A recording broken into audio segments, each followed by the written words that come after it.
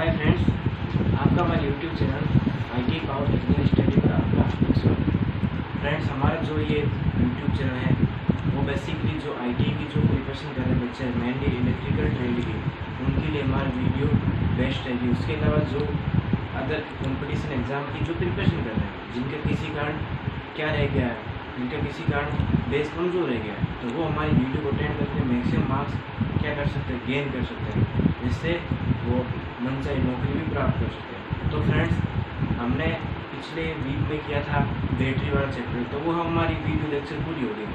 कल हमने शुरू किया था ट्रांसफार्मर वाला चैप्टर, जिसमें हमने ट्रांसफार्मर क्या है, ट्रांसफार्मर का बेसिक के बारे में आपको बताया। आज फ्रेंड्स हम ट्रांसफार्मर के बारे में पढ़ेंगे कि ट्रांसफार्मर के अलग अलग प्रकार और किस टाइप से डिवाइडेशन होता है, ट्रांसफार्मर कैसे बनता है। ठीक है फ्रेंड्स, शुरू करते हैं आज की क्लास। कल फ्रेंड्स मैंने आपको ट्रांसफार्मर की कोर के बारे में बताया था कि कोर हम किससे बनाते हैं, सिलिकॉन स्टील से बनाते हैं। अलग अलग मटेरियल बनाते हैं तो उनमें अलग अलग इफेक्ट पड़ता है। हम सिलिकॉन स्टील की क्यों बनाते हैं, लेमिनेटेड क्यों बनाते हैं, इसका भी रीजन होता है। मैंने आपको कल चीज बताई थी कि ट्रांसफार्मर की कोर को लेमिनेटेड क्यों बनाते हैं। तो ट्रांसफार्मर की जो कोर होती है उसको लिमिटेड बनाने का रीजन क्या है कि उसमें एडी करंट जो लॉस होती है, एडी करंट लॉस है, उसको कम करने के लिए हम ट्रांसफार्मर को लिमिटेड करते हैं। उसके अलावा अगर हमारे पूछ ले कि ट्रांसफार्मर की कोर को सिलिकॉन स्टील की क्यों बनाते हैं, ट्रांसफार्मर की जो कोर है उसको सिलिकॉन स्टील की क्यों बनाते हैं, तो ये बनाता है हिस्टेरिसिस जो लॉस होता है, हिस्टेरिसिस लॉस को कम करने के लिए, हिस्टेरिसिस जो लॉस होता है उसको कम करने के लिए हम क्या करते हैं, सिलिकॉन स्टील से ट्रांसफार्मर की कोर को बनाते हैं। और लिमिटेड क्यों बनाते हैं, एडी करंट लॉस को कम करने के लिए। एडी करंट क्षति को हम क्या बोलते हैं हिंदी में, भंवरदार क्षति। और सिलिकॉन स्टील की क्यों बनाते हैं, हिस्टेरिसिस लॉस यानी कि सेथिलीय हानि क्षति को कम करने के लिए सिलिकॉन स्टील की बनाता है। अब फ्रेंड्स बात कर लेते हैं कि लिमिटेड भी मैंने कल बताया, लिमिटेड क्या चीज होती है और सिलिकॉन स्टील की बारे में बताया। तो फ्रेंड्स आगे नेक्स्ट हम देख लेते हैं ट्रांसफार्मर के आगे पार्ट्स के बारे में देख लेते हैं और ट्रांसफार्मर के प्रकार के बारे में। कल फ्रेंड्स हमने कोर के बारे में बताया, कोर कैसे डिवाइड्स में। अब इसमें हम आगे पढ़ लेते हैं कि ट्रांसफार्मर में कंटेनर भी एक भाग होता है। कंटेनर क्या होता है कि ट्रांसफार्मर का जो कंटेनर होता है इसमें क्या होता है, ऑयल भरा होता है, इसमें ऑयल भरा होता है। फ्रेंड्स आगे आपको मैं डिटेल में बताऊंगा कि ऑयल कौन सा भरा होता है और ऑयल भरने का रीजन होता है। ऑयल भरा जाता है, ऑयल क्या करता है, कूलिंग का काम करता है।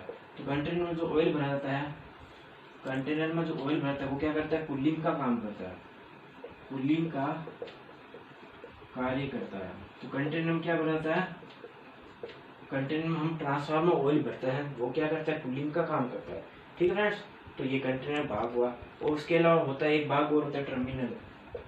ये सारे ट्रांसफार्मर के भागों के नाम है, जैसे कि कोर हुई उसकी, उसके अलावा उसकी वाइंडिंग हुई, कंटेनर हुई, टर्मिनल हुई। तो ये सारे ट्रांसफार्मर के भागों के नाम है। टर्मिनल, टर्मिनल में क्या है, ट्रांसफार्मर के टर्मिनल आते हैं, प्राइमरी जो टर्मिनल, प्राथमिक कुंडली के टर्मिनल और सेकेंडरी वाइंडिंग टर्मिनल। तो आगे फ्रेंड्स अब हम इसका पढ़ रहे हैं ट्रांसफार्मर के डिवाइडेशन प्रकार, किस आधार पर डिवाइडेशन होता है कि ट्रांसफार्मर का वर्गीकरण कैसे कैसे होता है। ट्रांसफार्मर का वर्गीकरण सबसे पहले बात आती है कि कोर के आधार पर, कोर के आधार पर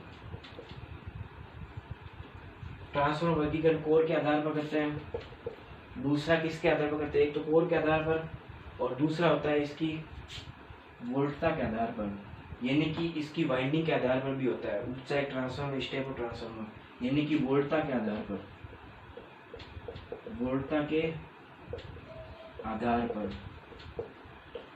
तीसरा है फेजों की संख्या के आधार पर। चौथा है व्यापारिक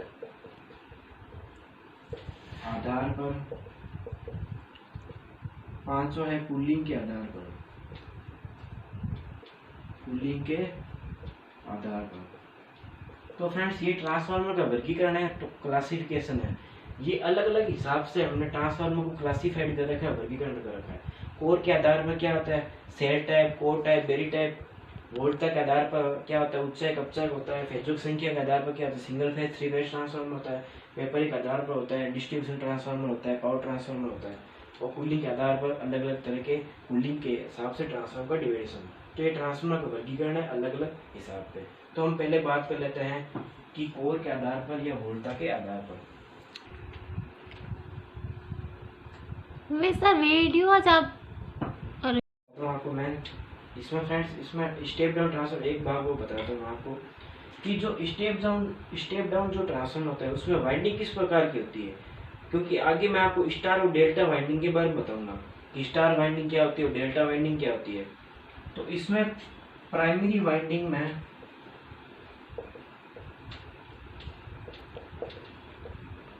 डेल्टा तथा सेकेंडरी में स्टार वाइंडिंग रखी जाती है। ये फ्रेंड्स कई बार क्वेश्चन पूछा जा चुका है कि जो अपचायक जो ट्रांसफार्मर होता है उसमें प्राइमरी वाइंडिंग में कौन सी वाइंडिंग होती है। तो प्राइमरी वाइंडिंग डेल्टा टाइप की वाइंडिंग होती है और सेकेंडरी में स्टार वाइंडिंग होती है। क्यों? क्योंकि स्टार वाइंडिंग में हमारे को क्या मिलता है, एक तो three phase line, star winding इस तरह की बनती है फ्रेंड्स, बता देता हूँ आपको मैं।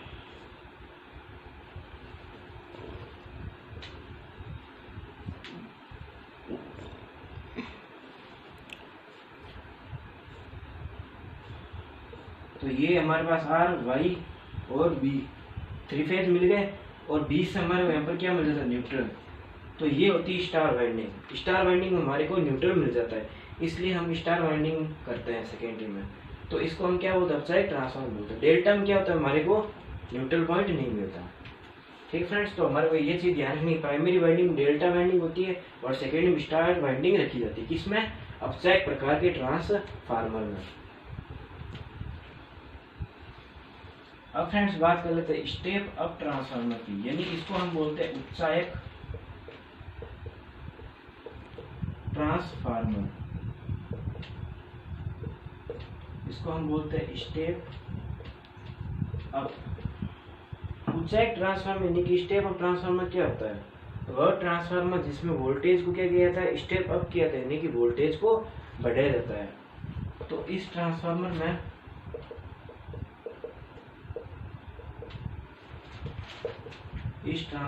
वोल्टेज को बढ़ाया जाता है।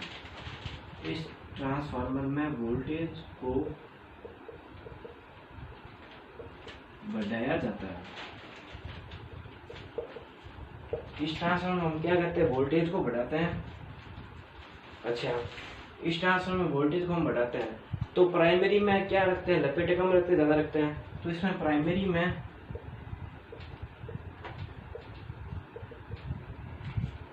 टर्न की संख्या सेकेंडरी की तुलना में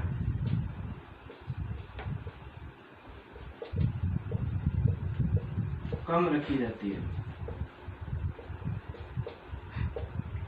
यानी फ्रेंड्स यहाँ पर कहने का मतलब यह है कि उच्चायक ट्रांसफार्मर कौन सा ट्रांसफार्मर होता है जिसमें वोल्टेज को बढ़ाया जाता है।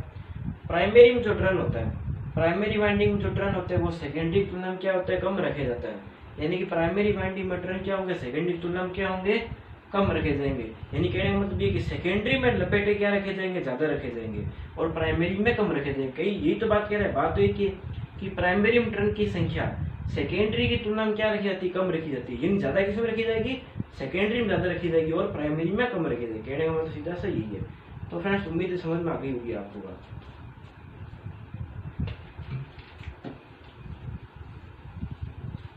अब बात कर लेते हैं कि इसमें प्राइमरी और सेकेंडरी किस में बनती है। तो इसमें वाइंडिंग डेल्टा प्रकार की होती है। अब कई बार पूछ लेते हैं कि इस ट्रांसफार्मर का यूज कहाँ पर करते हैं। तो इसका हम यूज करते हैं कहाँ पर करते हैं, इस प्रकार ट्रांसफार्मर यूज, इसका यूज हम करते हैं जहाँ पर जनरेशन स्टेशन होता है, जहाँ पर उत्पादन जो केंद्र होते हैं, उत्पादन केंद्रों में होता है। यानी कि जहाँ पर प्रोडक्शन होता है, जहाँ पर क्या होती है, लाइट बनती है, वहां पर वोल्टेज को स्टेप अप करने के लिए क्या करते हैं हम, उच्चायक ट्रांसफार्मर स्टेप अप ट्रांसफार्मर को यूज करते हैं। उसमें इसमें प्राइमरी वाइंडिंग भी डेल्टा में बनती है और सेकेंडरी भी डेल्टा में बनती है। ठीक है फ्रेंड्स, क्योंकि डेल्टा वाइंडिंग में हमारे को न्यूट्रल नहीं मिलता। फ्रेंड्स बात कर ले कि ट्रांसफार्मर का वर्गीकरण कोर के आधार पर कैसे होता है। तो इसमें दो तरह के बनते हैं, तीन तरह की होती है वैसे। एक होती है सेल टाइप, दूसरा कोर टाइप, तीसरा बेरी टाइप। तो सेल टाइप ट्रांसफार्मर कौन सा होता है इसके बारे में हम देख लेते हैं कि सेल टाइप ट्रांसफार्मर कौन सा होता है। फ्रेंड्स जो सेल टाइप जो ट्रांसफार्मर होता है, आइए अब फ्रेंड्स बात करें सेल टाइप की। सेल टाइप में क्या होती है कि सेल टाइप की संरचना इस टाइप से बनी होती है।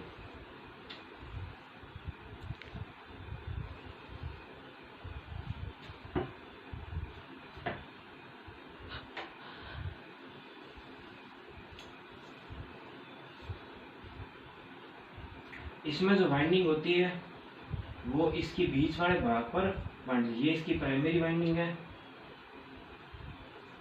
और ये इसकी सेकेंडरी वाइंडिंग है। ये प्राइमरी वाइंडिंग इसकी और ये सेकेंडरी वाइंडिंग, यानी कि जो वाइंडिंग होगी वो भुजा के बीच वाली भुजा पे की जाएगी। तो फ्रेंड्स बात करें सेल टाइप की। सेल टाइप की जो होती है बॉडी वो किसके बनती है,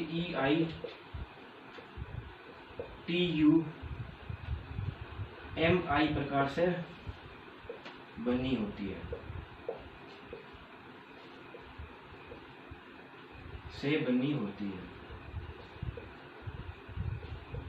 यानी कहने का मतलब ये फ्रेंड्स कि यहाँ पर ये जो बनी हुई है, ये ऊपर ये क्या होती है एक अलग कोर बनाई जाती है और नीचे वाली ये क्या होती है अलग कोर बनाई जाती है। तो EI टाइप से या फिर TU टाइप से ये कोर बनी होती है। ठीक है फ्रेंड्स, तो इस टाइप से सेल टाइप ट्रांसफार्मर की स्ट्रक्चर होती है। अब मैं फ्रेंड्स इसमें जो क्वेश्चन जो पूछा जाता है उसकी बात कर लेते हैं कि इसमें क्वेश्चन कैसे पूछा जाता है इस टाइप ट्रांसफार्मर। इसमें क्वेश्चन ये पूछा जाता है कि इसमें चुंबकीय पथों की संख्या कितनी होती है। तो इसमें चुंबकीय पथों की संख्या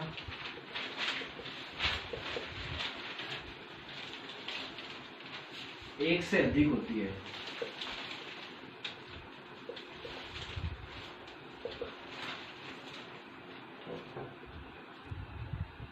तो इसमें फ्रेंड चुंबकीय पथ जो होती है उसकी संख्या एक से अधिक होती है, यानी कि एक से अधिक का मतलब क्या है, दो होती है इसमें। ठीक है फ्रेंड, तो इसमें चुंबकीय फ्लक्स की जो पथ की संख्या होती है, यानी कि इस टाइप से पथ बनता है इसमें। ठीक है फ्रेंड, बीच में क्या होती है वाइंडिंग होती है, इस टाइप से यहाँ पर ये वाइंडिंग की जाती है। तो इस टाइप से क्या होता है चुंबकीय फ्लक्स की संख्या क्या होती है, यहाँ पर फ्लक्स का क्या होता है डिवाइडेशन होता है φ1 में और φ2 में। तो इस तरह से चुंबकीय फ्लक्स के कितने मान इस तरह होते हैं, दो, यानी कि एक से अधिक, यानी कि हम यहाँ पर ये भी लिख सकते हैं कि दो होती है। तो इसमें मेन फ्रेंड्स क्वेश्चन ये पूछा है कि इसमें चुंबकीय फ्लक्स की कितनी संख्या होती है, दो होती है। तो कोर के आधार पर इस तरीके से ट्रांसफार्मर का विभाग होता है। इसमें वाइंडिंग कहाँ पे की जाती है, बीच में की जाती है। इसमें वाइंडिंग बीच की भुजा पर की जाती है। वाइंडिंग का मतलब फ्रेंड्स यहाँ पर ये है कि प्राइमरी और सेकेंडरी दोनों तरह की जो वाइंडिंग है वो किस पर की जाएगी, बीच वाली भुजा पर ही की जाएगी। ठीक है फ्रेंड्स। फ्रेंड्स नेक्स्ट बात कर लेते हैं कि सेल टाइप ट्रांसफार्मर क्या होता है और कैसे बनता है। जो सेल टाइप जो ट्रांसफार्मर होता है वो इस तरीके से बनता है। ये इसकी प्राइमरी वाइंडिंग है, ये सेकेंडरी वाइंडिंग है, ये प्राइमरी वाइंडिंग, ये सेकेंडरी वाइंडिंग।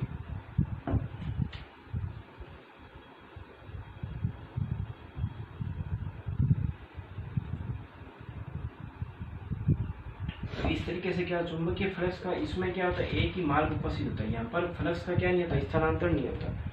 तो इस टाइप की जो भुजा होती है वो किससे बनती है, इसमें EIM प्रकार की भुजा बनी होती है, भुजा होती है। इसमें भुजा की संख्या पूछ जाता है फ्रेंड्स की भुजा कितनी होती है। तो इसमें दो भुजाएं होती है, इसमें दो भुजाएं होती है जिस पर अलग अलग क्या होती है प्राइमरी और सेकेंडरी वाइंडिंग स्थापित की जाती है। इसमें दो भुजाएं होती है जिस पर प्राइमरी और सेकेंडरी वाइंडिंग स्थापित की जाती है। जिस पर प्राइमरी और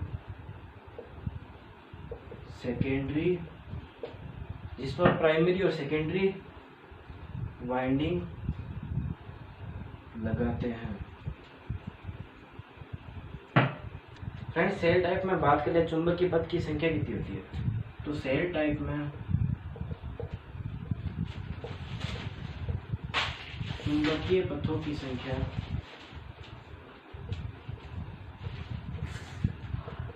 एक ही होती है।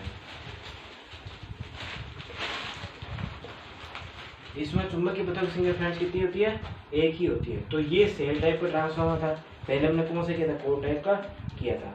उम्मीद है फ्रेंड्स आपको समझ में आया होगा। इतने करो बात कर लेते हैं कि सेल टाइप और कोर टाइप के जो ट्रांसफार्मर होते हैं उसमें अंतर देख लेते हैं कि मेन अंतर इसमें क्या क्या होता है। तो सेल टाइप जो ट्रांसफार्मर होता है और कोर टाइप जो ट्रांसफार्मर होता है, सेल टाइप का जो ट्रांसफार्मर होता है इसके आउटपुट पर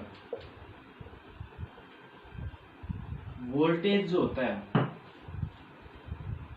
हमने देखा था कि जो कोर टाइप के जो ट्रांसफार्मर होता है, कोर टाइप का ट्रांसफार्मर ऐसे बनता है, सेल टाइप में क्या होती है, बीच में होती है।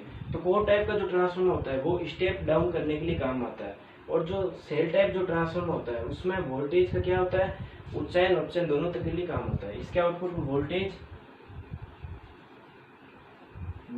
कम या अधिक हो सकता है, कम या अधिक होता है, और इसके आउटपुट पर वोल्टेज कम होता है। इसके आउटपुट वोल्टेज क्या होता है, अधिक होता है, इस पर कम नहीं होता है, इसमें कम होता है। ठीक है, तो इसके वोल्टेज पर आउटपुट वोल्टेज कम होता है।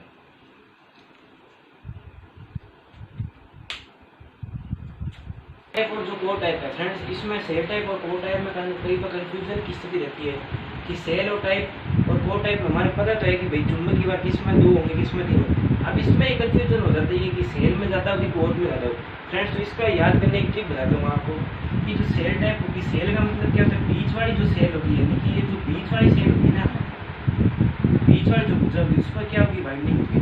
और जो कोर होगी ना, कोर वाली जो होगी, कोर में क्या होगी, जैसे कोर बनी है तो साइड की जो कोर होगी उस पर क्या होगी, हमेशा वाइंडिंग होगी। तो इस तरीके से हम याद कर सकते हैं, जो सेल टाइप होगी ना उसकी जो बीच वाली सेल होगी, बीच वाली जो भुजा होगी उस पर वाइंडिंग होगी, कोर में क्या होगी, साइड वाली कोरों पर वाइंडिंग होगी। अब फ्रेंड्स बात करें तो नेक्स्ट सेल टाइप में। सेल टाइप में क्या होता है कि सेल टाइप में जो एरिया होता है, सेल टाइप की जो होती है और उसमें क्या होता है, एरिया बीच वाली भुजा क्या होता है, अधिक होता है। तो इसमें ये ध्यान रखना है कि इसमें बीच की भुजा का क्षेत्रफल अधिक होता है। इसमें जितनी भुजा होती है, इसमें दो भुजा होती है कोर टाइप में, तो इसमें क्या होता है, सभी का क्षेत्रफल क्या होता है, समान होता है। इसमें सभी कोरों का क्षेत्रफल क्या होता है फ्रेंड्स, समान होता है। सभी कोरों का क्षेत्रफल समान होता है, यानी कि इसमें कोरों की संख्या कितनी होती है, यानी कोरों का मतलब यहाँ पर भुजाएं है। ठीक है, सभी भुजाओं लिख सकते हैं यहाँ पर, सभी भुजाओं का क्षेत्रफल क्या होता है, समान होता है। और इसमें बीच की भुजा क्षेत्रफल क्या होता है, अधिक होता है। इसमें भुजा की संख्या कितनी होती है, इसमें भुजा की संख्या 2 होती है। ठीक है फ्रेंड्स, इसमें कितनी होती है, 3 होती है। इसमें भुजा की संख्या 2 होती है और इसमें 3 होती है। अब नेक्स्ट फ्रेंड्स, इसमें नेक्स्ट क्वेश्चन पूछा जाता है कि चुंबकीय फ्लक्स कितने होते हैं और किसमें लॉसेस ज्यादा होता है। तो इस चीज को हम देख लेते हैं। तो सेल टाइप होती है ना, सेल टाइप में चुंबकीय फ्लक्स के लिए कितने मार्ग उपस्थित होते हैं, 2 मार्ग होते हैं। तो इसमें चुंबकीय लीकेज फ्लक्स का मान न्यूनतम रहता है। चुंबकीय फ्लक्स लीकेज का मान न्यूनतम रहता है फ्रेंड्स। इसमें अधिक रहता है तो फ्रेंड्स आपको ये चीज़ बहुत इंपॉर्टेंट ध्यान में रखनी है कि सेल टाइप में मैंने आपको चीज़ बताई कि सेल टाइप में क्या होती है कि जो बीच की भुजा होती है उसमें चुंबकीय पथों के लिए कितनी संख्या होती है, 2 होती है चुंबकीय मार्ग के लिए जगह। और कोर टाइप में क्या होती है कि एक ही मार्ग उपस्थित होता है। यानी कि मैं बात करूँ कि सेल टाइप का जो ट्रांसफार्मर होता है, सेल टाइप का पता है मेरे को ट्रांसफर इस टाइप का होता है। अब बीच की जो भुजा होती है, ठीक है, अब यहाँ पर जो भुजा है उसका डिवाइडेशन हो गया, पहली भुजा, दूसरी भुजा और ये तीसरी, दूसरी तो ये हो गई और ये तीसरी और बीच और भुजा। तो बीच और भुजा पर क्या होती है प्राइमरी वाइंडिंग और इस पर क्या सेकेंडरी होती है। तो इसमें चुंबकीय फ्लक्स के लिए कितनी मार्ग उपस्थित, 2 होता है। जब फ्लक्स का डिवाइडेशन यहाँ से फ्लक्स निकला तो फ्लक्स यहाँ पर 2 भाग में डिवाइडेशन हो गया। यहाँ पर ∅1 और ∅2 टोटल वोल्टेज, ये टोटल जो फ्लक्स है वो टूट गया। कोर टाइप में क्या होता है कि जैसे ये फ्लक्स निकला यहाँ से, ठीक है, ये चीज ध्यान में फ्रेंड्स, और ही चुंबकीय फ्लक्स का मार्ग क्या करती है, पूरा करती है। तो यहाँ से फ्लक्स निकला चुंबकीय फ्लक्स का, अब यहाँ पर किसी तरह का क्या नहीं हो रहा, चुंबकीय फ्लक्स का डिवाइडेशन नहीं हो रहा। इसलिए क्या होता है कि इसमें चुंबकीय फ्लक्स का मान क्या रहता है, लीकेज फ्लक्स का मान अधिक रहता है, इसमें कम रहता है, क्योंकि इसमें क्या चुंबकीय फ्लक्स का क्या था, डिवाइडेशन हो जाता है, क्योंकि दोनों ही एक ही भुजा बाकी मिल जाती है इसलिए। ठीक है फ्रेंड्स, तो उम्मीद है आपको हमारी वीडियो पसंद आई। फ्रेंड्स अगर आपको वीडियो पसंद आए तो हमारे चैनल को लाइक कीजिए, सब्सक्राइब कीजिए, और हाँ अभी तक आप हमारे चैनल पर नए हैं और चैनल को सब्सक्राइब नहीं किया है तो चैनल सब्सक्राइब कीजिए और बेल आइकन को प्रेस कीजिए। तो फ्रेंड्स नेक्स्ट मिलते हैं नेक्स्ट क्लास में, तब तक के लिए गुड बाय, जय हिंद।